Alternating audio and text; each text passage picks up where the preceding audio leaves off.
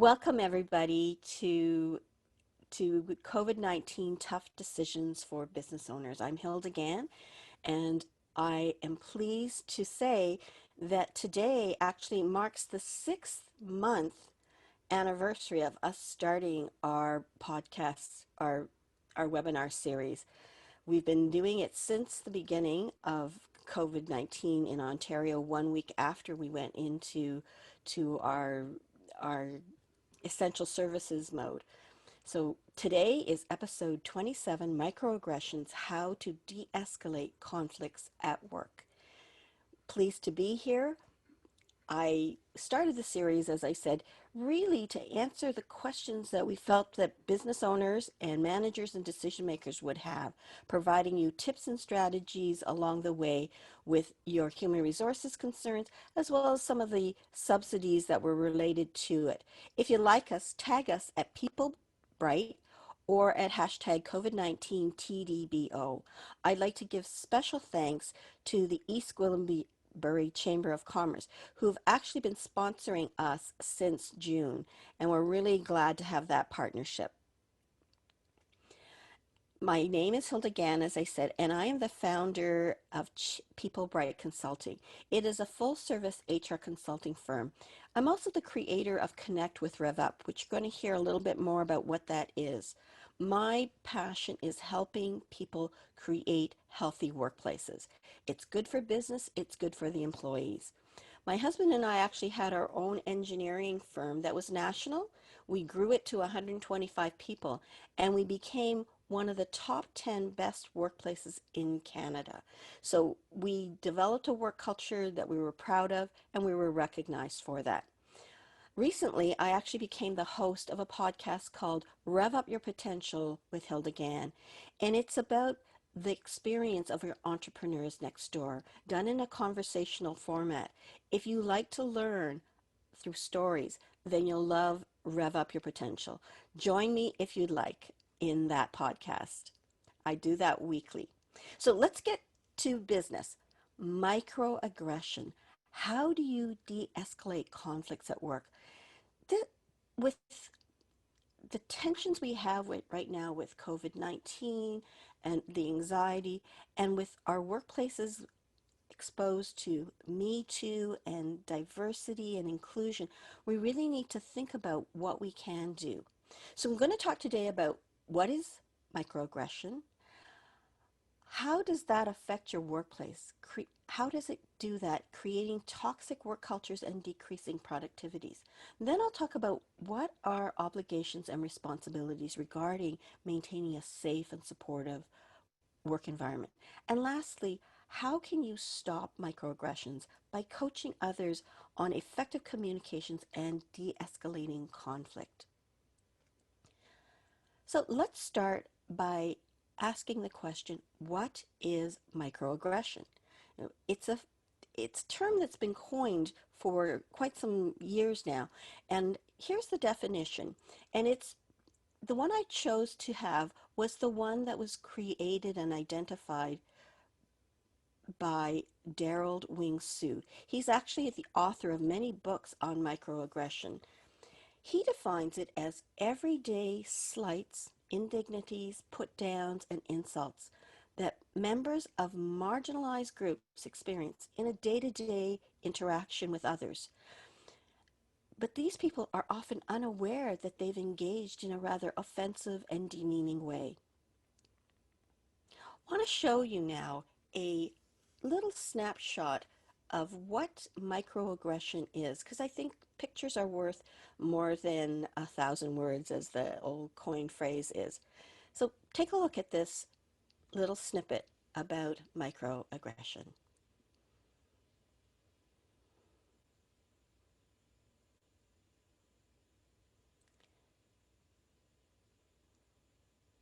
So I'm not hearing the sound on this, Jenny.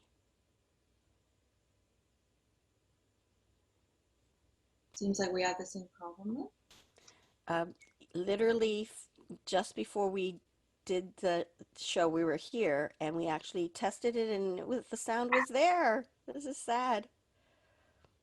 Can we? I Hey, Joe, sorry I'm late for the call. Hey. Perfect morning, had to catch the last set. You surf? Yeah, I'm at Ocean Beach pretty much all the time. You? Totally. We'll have to go when I'm up there next week. Hey, I'm stoked. Epic. Sure, the 27th at 3 o'clock. Sounds good. Are you John? Joe? Oh, yeah. Great to meet you. I totally had your picture different in my head. Oh, really? Yeah, but, anyways, can I get you a cup of coffee? Yeah, sure. My hair looks crazy. It looks like a mess. I don't believe it. Your hair always looks awesome. I mean, how do you do it? Do you twist it? Do you do it yourself? Yeah, I twist it myself. Oh. I mean, do you mind? Oh. Yeah, actually, I do mind. Oh, sorry. But I mean, if you're really curious about it, there are like tons of YouTube videos out now about natural hair, so maybe check that out. There's no way we were going to make it to that date. No. I have no idea what they were thinking. What are you doing this weekend? Went to the beach with some buddies. Dude, sunscreen. You've already got quite the tan. Where's your family from? Here. Yeah, but before here, where are they from? Still here. But before that. A few generations from here. Sorry. Oh, sorry.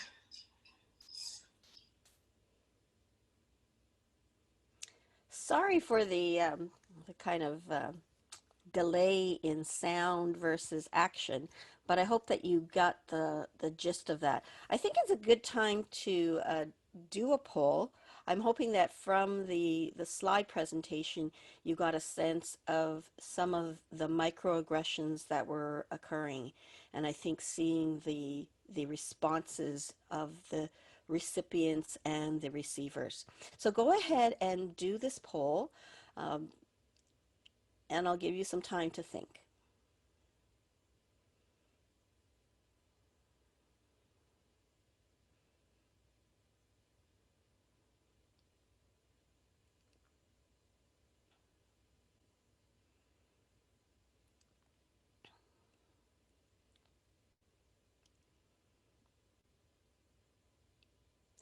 So we'll just give it another 20 seconds if you can complete the poll, and then we'll show you the results.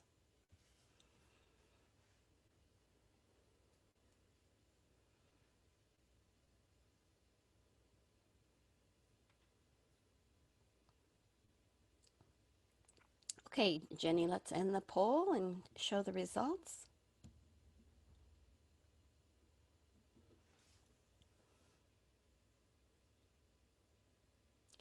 So are the results now shared, Jenny? Because I would like you to give the analysis for them. Yeah, I don't see actually the poll results. Do you see? Pardon? It's all zero for me. It's all zero for me too, you know. Okay. Usually, Perhaps, yeah, usually one of us sees the results, but I guess this didn't happen. Maybe some people are thinking, hey, this is. oh, I see them. Everybody said all of the above. Okay. I couldn't see the last question. That's why I didn't know that I had results. So 100% people said all of the above. Now, there was a bit of a trick question there because physical violence, particularly, pushing, shoving, that kind of more deliberate violence would be considered bullying and harassment. But you can think of this as a micro-bullying or a micro-harassment, so it is all of the above. Microaggression can be in all areas of the workplace. So I wanted to share these with you visually because it can be about race, it can be about age. And age is not just young, it's also old. People greater than 50, say, where people feel that they're going to say something to people in regards to their race, their religion, gender, even the work roles. So I want to talk about the next thing is the type of microaggression. If you've read anything about microaggression, there's actually three different kinds of microaggression that are identified. First one I want to share is micro insults. These are usually unintentional and people think they're complimenting you. So this is the one where people might say, geez, your English is really good. And and then it makes you think, well, are you telling me that normally, this isn't good and you're surprised that my English is good? A micro invalidation is really looking at sort of racism and discrimination and really undermines the struggles of the target group. When somebody says that, I guess, English is very good is really doing that when it's targeted at a particular race. Micro assaults are really the more racial, old-fashioned racism type, deliberate discriminatory types of insult.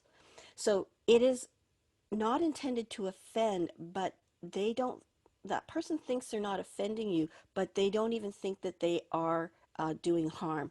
This is the ones where maybe you go to a restaurant and you're a minority group and they put you beside the bathroom and the whole restaurant is not full and yet they decide to put you in by the bathroom. And so that's kind of a micro assault on you.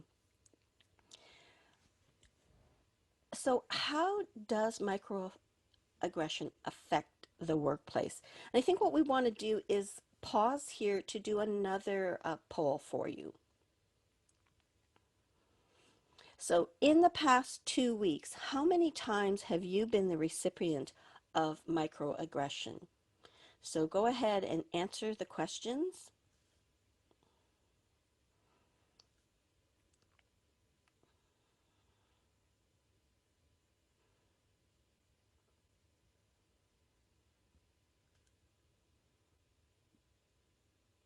So we'll just give it another 10 or 15 seconds.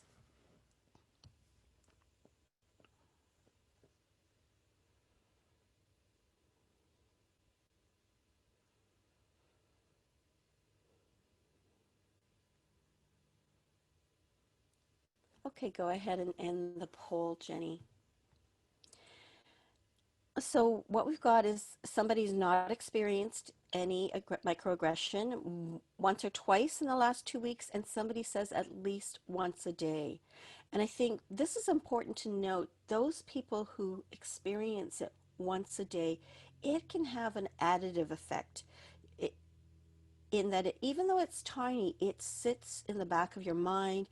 It is a part of your almost being, where you're almost being defensive and thinking every day somebody's going to give you a slight that really kind of unsettles you. Not a lot, but a little enough, little by little it adds up. So let's stop sharing that. Thank you. Does anybody want to stop here and just talk about some thoughts? We've got things in the chat. I don't know. It's a good time to talk. No, that's pretty much just me. That's just you. Okay. Yeah, since we are a small group, I think it's great if we could keep this a little bit more interactive and just share all those microaggressions that you've had before, what bothers you, what you want to try to do and make better of the situation. It's a small group, so we can just sit and chat.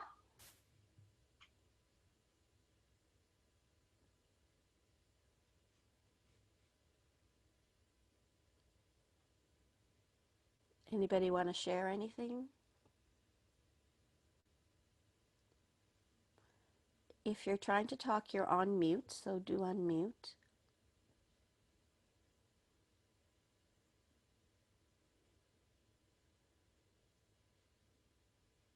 No? Okay, I'm going to go on. You sure? So what is the effect of microaggression on the workplace? So I want to start by talking about the impact that it has on a staff. It can really have a demotivating effect. In the case of one person who said every day, I have a microaggression. Imagine that what that does to confidence and self-esteem. And in some cases, studies have shown that it doesn't sound like a lot, but a little by little every day, it can result in even mental health issues. So I think this is something that some people may not be aware of when when they don't experience microaggression, but it can have an additive effect. The other thing I want to talk about right now is that because we've got the Me Too movement, we've got Black Lives Matter. These things that are happening now are heightening our awareness of diversity, inclusiveness, and almost making us be overthinking what somebody says, or maybe being oversensitive, where in the past you might not have felt something, now you do. So this is the other side of it, is am I overthinking this or am I oversensitive? And maybe it's true, maybe it's not true. I know myself, just like that person was in the last vignette, where are you from? Where are you from? And exactly, my family has been in Canada for 4 generations. So when they keep asking that question, I just keep saying Canada. So think about that. Think about then what happens then, it spills over into the work culture. And that can develop a sense of a lack of trust and even respect, because people are kind of saying things that make people feel not inclusive, not welcomed, a little on edge sometimes. And that can result in decreasing morale, which then can also decrease your productivity, because you're distracted by some of the thoughts you're feeling. And then it creates some tension in the workplace. So this is what can happen. And as a result of that, it can really affect the company and your image of, is this a great place to work? Or, is it a tension-filled place? And as a result of that, people might say, I can't work here anymore. So you've got increased turnover. Some days, if it really feels unsettling, it can increase sick time and even presenteeism. For those of you who don't know what presenteeism is where you come to work, but you're not fully present. You're not engaged in the work. And again, that can affect productivity. So for businesses, if you have this kind of microaggression in your workplace, along with other things that erode work culture, it will decrease sales, it will decrease profit. So you as a company, you as an individual, can address microaggression, and you can make a difference and you can help. What are your obligations and responsibilities to to address this? As a company, the biggest thing that the company can do is create a safe, non-judgmental space for you to work comfortably. And what we can do then is shift our work culture to be safe and supportive. And it starts with the company, but it also starts with you as individuals. If you can make a difference. And one of the things that I like to share is a concept that I created. It's based on the successes that my husband and I had when we were at iTrans. We created a workplace where people felt special and felt different. And I call that today Rev Up. So I've created a Connect with Rev Up approach, and it's based on 5 principles. Rev Up is very energetic, and Rev Up stands for 5 principles. They are: number 1, respect. Treat people with respect will help build trust. Then equality. Look at people as equals. Every person's role in the organization is just as important as yours. That will foster open, honest relationships. The third thing is valued, as in I value you. And through valuing people, making them feel important, giving them the recognition they need, imagine what that does for people's self-esteem, for people's ability to work in a more comfortable situation, and therefore they are more productive, they are more engaged. Next is uniqueness. Everybody should be treated with as an individual with a uniqueness and a background. And the more we understand what people are uniquely, we can tap into the potential. So imagine what you could do if you adopt a Rev Up culture that allows people to be open to discussing and talking about microaggression in a healthy way. Give everybody permission to talk about microaggression, and that will help the workplace. So, how can you minimize microaggression? So, time for another poll now. And this poll is, if I am the recipient of a microaggression, I would do the following. So, pick all of those that apply to you, because this is a multiple choice question.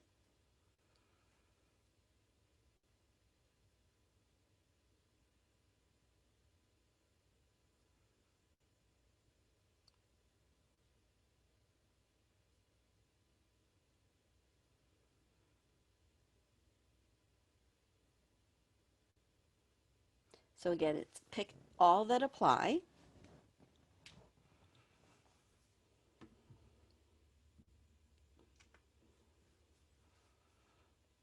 And if anyone has other answers other than the answers we listed, you can feel free to write your comment in the chat as well. And if you want it to be anonymous, anything, you can always just email Jenny privately. Pick Jenny as the person and just get a private discussion. Chat message me, Jenny, instead of email. Right. Chat in the chat box. Okay, we'll just give it another few seconds and then you can close the poll, Jenny.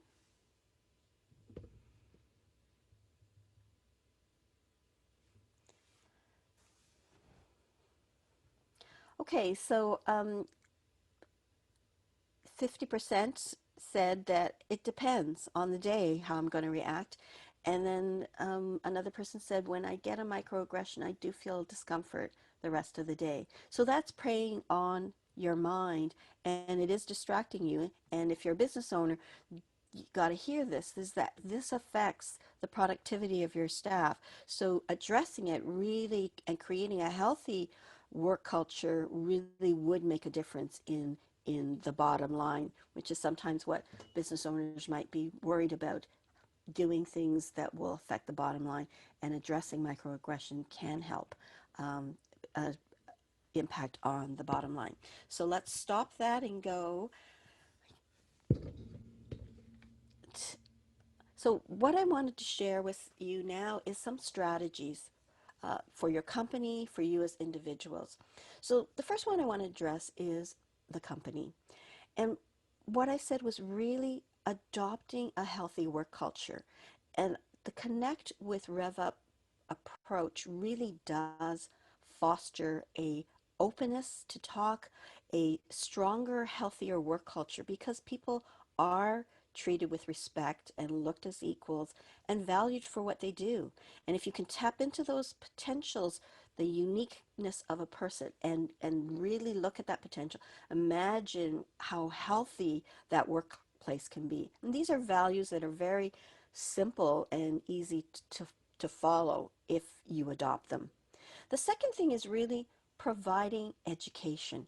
Education for people to understand what microaggression is. And that can be combined with bullying and harassment, because the two really are similar in how to handle them. So teaching people about those areas. Helping people who are in managerial roles understand the value of coaching their staff and openly allowing microaggressions to be addressed and learning how to de-escalate them. I think if we had a healthy work culture, you would be able to talk about that microaggression and then not have it feel like it's there the rest of the day, or not sure how you might want to deal with it. So fostering that inclusive and supportive environment really, really would go a long way. And the last thing I would mention is innovate. Allow staff to have input into how they might handle solving this problem. If you've got ideas, or if your company is doing something, go ahead and put it in the chat line. Share it with us so that we can learn from some of the experiences that your company is doing to make it a more healthy work culture and to look at the problems with that microaggression can bring. So I want to talk now about strategies for you as an individual who is receiving the comment. And this is for you as an individual, and this is for your manager to understand what happens when somebody does get a comment that is that is a microaggression. First of all, just assess. So, is it a microaggression, or am I just being oversensitive? Is it intentional, or is it non-intentional? Is is the person I'm talking to somebody that I'll feel comfortable talking to or not? So these are some of the things that you need to think about. Like, should I talk? Shouldn't I talk? And if I talk, is this person going to yell at me, or is it going to affect my relationship with this person? So again, assess the situation, and then put it into its perspective. Is it real, or am I just being oversensitive today about that? Look at that framework that I've shared with you, Rev Up, and then try to create that relationship so that you can have a healthy discussion if you chose to do that. One of the articles I read talked about determining how to react. Now that you've kind of figured out, oh, should I say something, should I say something, then determine how to react. And so this is kind of been leading up to it. Discern, figure out what you want to say. Is it worth, figure out, should you be saying something, and is it worth it? So relationship comes into mind. Is it a microaggression? Those things that I talked to you about when you're assessing. Then disarm the situation.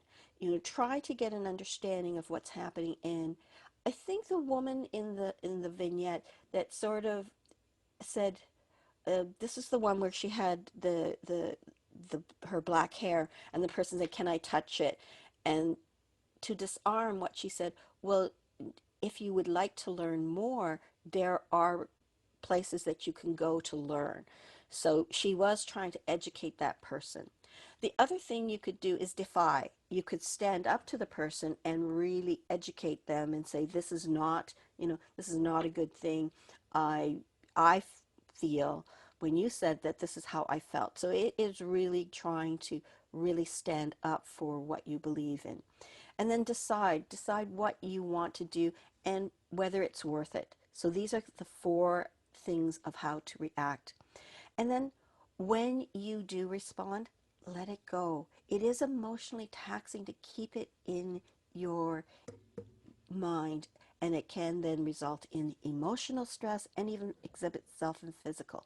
So create strategies for yourself to help you let it go once you deal with it. Responding immediately or versus responding later. So that's another thing is, do I do it now, which means I let it go and not say anything, or do I let it go and not say anything, period? Do I respond immediately? Because that's a reinforcing action, right? You tell somebody and they remember because it just happened and discuss it. Or do you respond later? The disadvantage of responding later is that you have to remind the person what was said, and they may not remember, so you lose that momentum. So those are the 3 choices of when to respond. So what happens when the individual is making the comment? How do you, as a person who probably unintentionally did a microaggression, what do you do to make your comments less offensive from times? So number 1 is educate. Learn to understand others. And part of that is, I think, a journey of life. Getting to know different people, their different cultures, their religions. Learn as much as you can, and that will help you become thinking more from a diversity and inclusion. So really have that mental mind frame of seeking to learn through experiences, learn through others, learn through reading. and have that perspective. Keep that open mind, learn about people. And this is where Rev Up comes in. If you adopt a Rev Up approach, then you are looking at people to learn about them, but to be respectful and to treat them as equals. Keep an open mind, open to learning about what other people are like, and then be respectful. If somebody says to you, you know, when you said that about my family, that really made me feel uncomfortable. So when they say that, don't take a defensive posture. Keep that open mind and say, you know, I didn't realize that, and I'm sorry for that. Can you help me understand more? You know, or sometimes it's not worth making a comment. If you want to make a joke, is that joke at somebody else's expense? You know, is that a microaggression that just isn't worth it? And the other thing is, I talked about treating others with respect. That general rule of thumb is, if you're not sure if your comment's going to be offensive or not, just don't say anything. Just don't comment. So now I want to just summarize what we've talked about. How do you address microaggression? Here's some tips and strategies in general from what I just shared. Is when you talk to somebody, address the behavior, not the aggressor. You know, you come across too strong and you hurt people's feelings. That is a direct targeted comment to the aggressor, which puts the aggressor, if it was me, on the defensive. Rather say, when you said this comment about me, I felt uncomfortable, and I'm wondering if we can talk about that. Then you're not talking about that person, you're talking about the behavior. Explain how that slight might be interpreted. The second is to ask for more clarification. So you might have a follow-up question to, who are you referring to when you say that? You know, and what did you mean? So learn some phrases that you're comfortable with, that that sounds natural for you, and then use them to seek more clarification. Discuss issues with individuals that you feel comfortable with. That's always a good starting point. You know, have an audience that is more cheerleading and supportive of you. So you may want to talk to your family or a trusted member of the staff, and even your mentors, about microaggressions that might happen. And this may help you develop strategies for the future.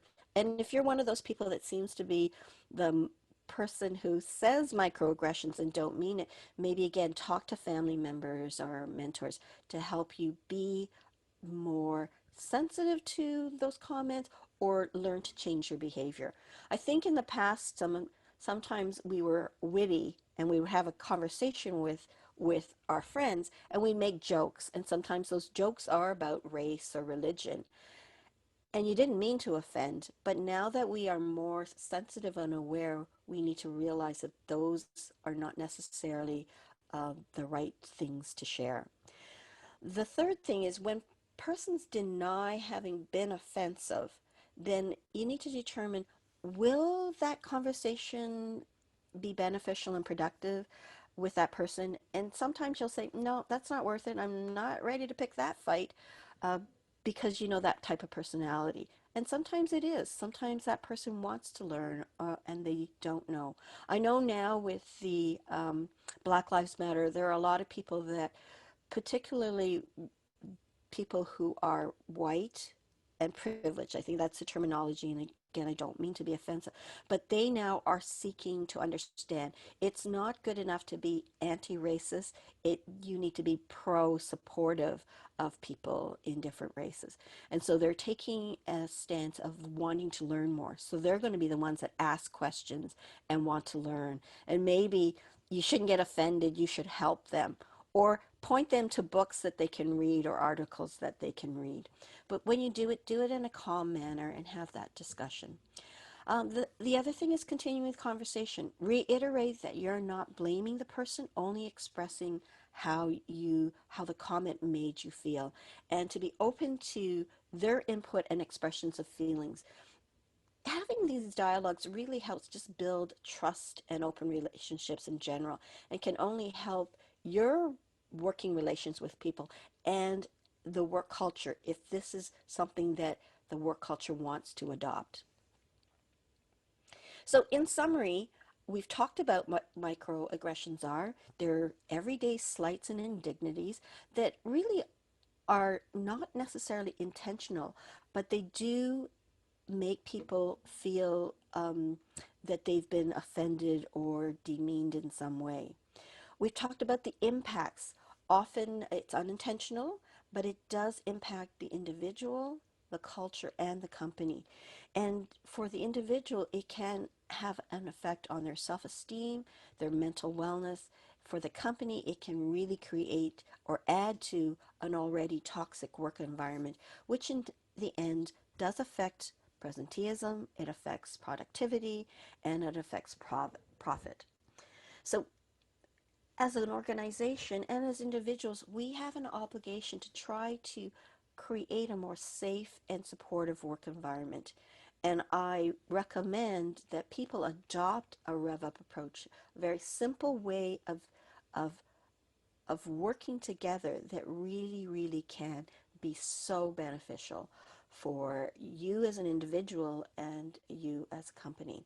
Foster that work culture that really is open and trusting and allows people to get talking and educate them to really demystify what microaggression is and handle it in a much more positive way so we can minimize microaggression. We'll never stop it because it is unintentional and sometimes it's hard for people to realize they've done it. But the more we raise awareness, the more we are open, the more it can improve.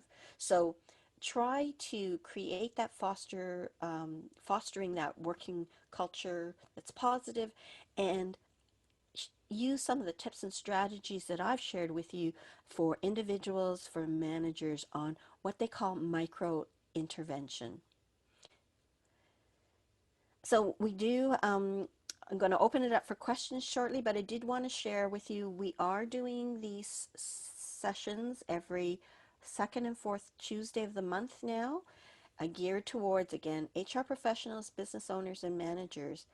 The next one coming up is the power of resilient work cultures to business owners. We are actually doing a special webinar focused on business owners, and that's being held tomorrow in the afternoon. Actually, it's from 1 to 2:30, right? Yeah, And sorry. then It's 1 to 1:45 p.m. 1 to 1:45 p.m. Thank you. And then our next webinar for COVID-19 is episode 28, and it's how to optimize working wellness during challenging times. I have a guest that day. Her name's Julie Holden, and she's an expert on mental health and disabilities. So that will be Wednesday, October the 7th, 2020. I would like to acknowledge the East Gwillimbury Chamber of Commerce, and I think that is Laura here, or I don't think she made No, it today. yeah. But again, Laura Davis is the manager of the East Gwillimbury Chamber of Commerce, and we would like to thank her for her support and that of the chamber. We have been doing this now for 26 episodes. Today is number 27, and these are all on our YouTube channel. You can go in, click, and see any of these topics that we've already done. You will get a copy of the slides today and a copy of the link to this presentation. But again, you can see all of the presentations that we've done during a COVID and this series. So I'm going to open it up for questions. This is how you can get a hold of me if you'd like, but let's have some discussion because I think this is a really interesting topic and I hope people will feel comfortable in coming forward to make comments, ask questions. So we're going to open it up now